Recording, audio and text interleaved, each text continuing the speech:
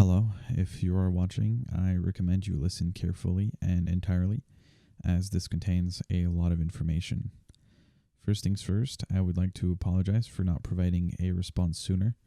Obviously, this has affected my personal life and my life online quite a bit, and I felt it was more important to talk to my relatives and girlfriend first, as they are most important. I will do my best to be concise and be as clear as possible here. There is a lot of information to give. The main thing being told around is that I am a pedophile.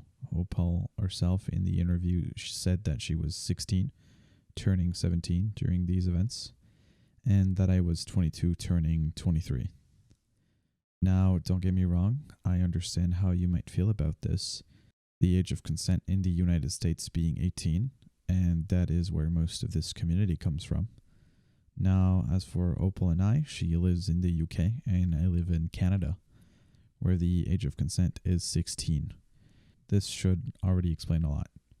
It is worth mentioning that most of the information Opal and her friends have given has been modified or altered from the truth in order for the majority of people to have ill feelings toward me. In this case, I can easily prove that our ages weren't what they claimed. If I search for birthday in our conversations, the first thing that comes up is, well, her birthday. Opal was born on April 3rd, 2002, making her 17 years and 3 months old the first time she ever messaged me. It now means she is 18 years and 8 months old.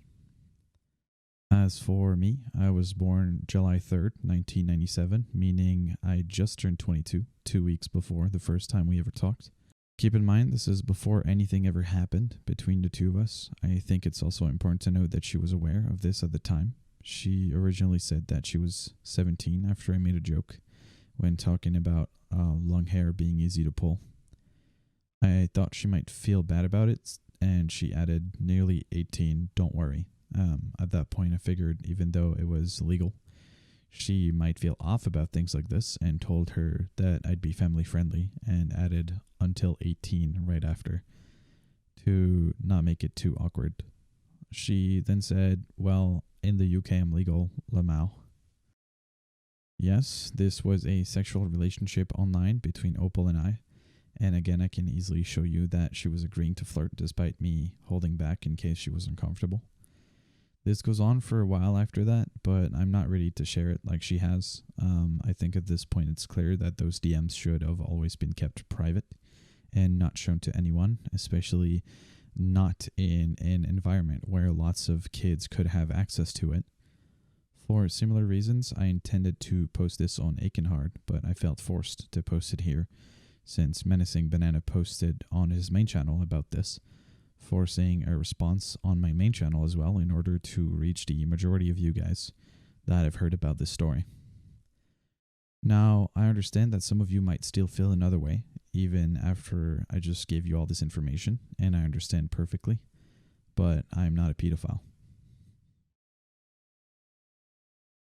My comment sections, DMs, Twitter posts, and more have been spammed with such accusations, and it has been extremely draining mentally. I've always had a disgust for pedophiles, and I also think the same as you about them.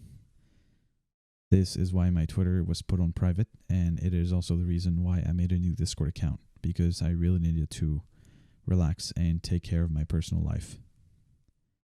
The second main subject is the abuse in the relationship. Opal was hurting herself even before we ever met, and she told me about it a few days after our first conversation.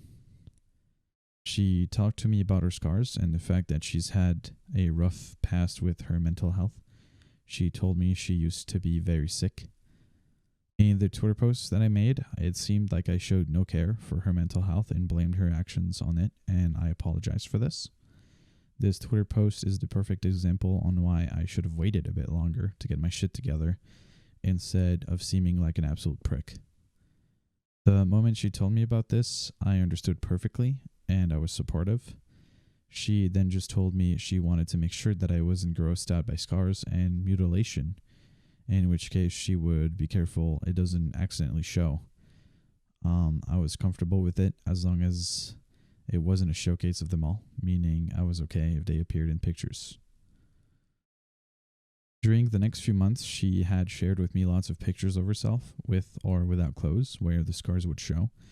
They would be in nearly every single picture she sent, and she sent a lot all the time. I searched for images sent in our conversation, but couldn't find any picture that showed any scars.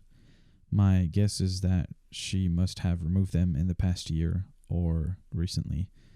I would not blame her for it, as these are hers and I respect her privacy. To be clear, I was never going to show any of those on screen, and I would not have used those to excuse any of this. Over time, our relationship became more and more fragile. When we met, I had about 5 to 10 viewers with under 3K subscribers, which were in majority from other games.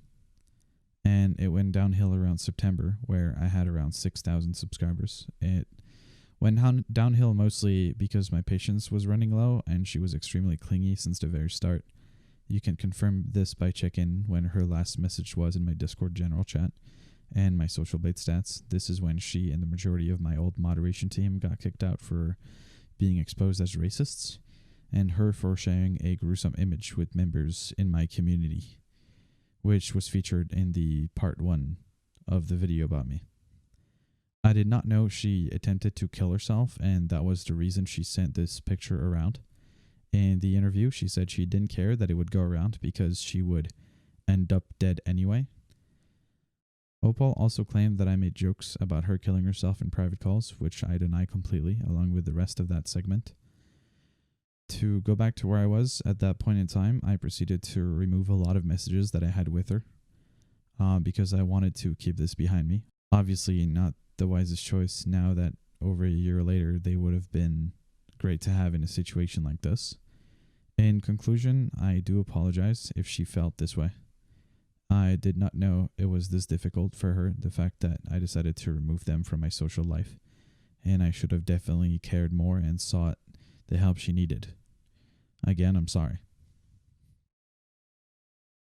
I now have to admit something that most of you won't understand. I do have some sexual kinks. Those are basically consensual but non-traditional sexual behaviors. I enjoy dominant and submissive situations, BDSM and knife play to some extent, and coming up with fake scenarios and plays. Some of them might be gruesome, yes, but they were never meant to get outside of that relationship because they are private messages. These were only spread in an attempt to ruin my reputation. Now, as for any consequences from these plays or scenarios, no, I did not cut my dick off, and it did not regrow, and I never had it put back from surgery, and I did not feed it to my dog. These conversations I had with Opal were two-sided, and I did not brainwash her into thinking that this was normal. For the rest of this subject, another person was involved with similar kinks as I, and again, her private messages should have never been shared. I cannot say what was told between the two, and I will not talk about it either. I think you can understand that I do not want to keep going on about this subject more than this. Some of the things shared were fake, but obviously not all of them, and I do not want to get into details, as this is my personal life and should not have been shared in the first place. I thought it was important to note that they attempted something similar in November of 2019, where they had a full Google Drive of images from my Facebook, Instagram, and other socials, mixed with screenshots and also edited screenshots of private conversations that they sent around to my new moderators, admins, and members of the community. Back then, this was a huge issue that made me unblock her in order to have a discussion. I eventually managed to talk to her, and she claimed she removed her own saved files, which she apparently still has to this day. You can recognize some of them because it says today on the screenshots and not the actual date they were sent at. As for the second guy that talked in the interview, he was a friend of ours, and I did consider him a son at some point. We shared similar humor and similar traits. We could joke about anything without worry. Our paths just split up with time. They were friends. Their names have already been put to the public, but I think it's necessary I address the fact that you should not harass any of them at any point. I understand you might feel tempted to, but you have to realize that we share different experiences and points of view in this entire situation. The last thing I'd like to talk about is Menacing Banana. I believe Menacing was not a part of this to begin with and was never involved with creating their entire Discord for it. Despite a few failed attempts beforehand, along with Lego Maestro, to go against me for other reasons, I do not believe this was made from him in an effort to ruin my reputation. It was shared to me that Lego Maestro was told about all this and refused to make a video himself, and I respect it a lot. He understood that this was not meant to be shared amongst children and that they are my private messages, being too much for Hypixel Alert. Menacing did, however, join in by getting into voice calls, inviting people to a Discord to spread my private messages and information. He also did not help by making a video about this. Both our communities are mostly kids, and they should have not seen those. If there was actually a legal issue here, it would have to be handled by the authorities, not spread on a Minecraft YouTube channel. He claimed he isn't doing it because of our past, but I messaged him before the video ever released on Twitter, and he did not seem to care. I do believe his intention was still to hurt me, my reputation, and my community, and I think his video should be removed. I realize that they are already spread around the internet and the damage is already done, along with my pictures and conversations.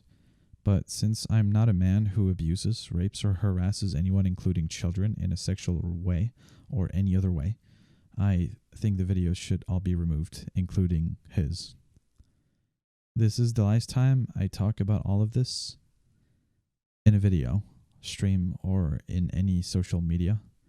I will be taking a few days off break after this releases to spend time with my friends, family, and girlfriend, since this situation was not easy for them either because of their socials being spammed with the information spread around.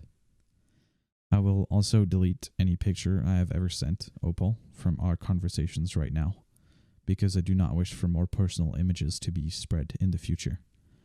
I love you guys, and I'm sorry about all of this. Take care of yourselves.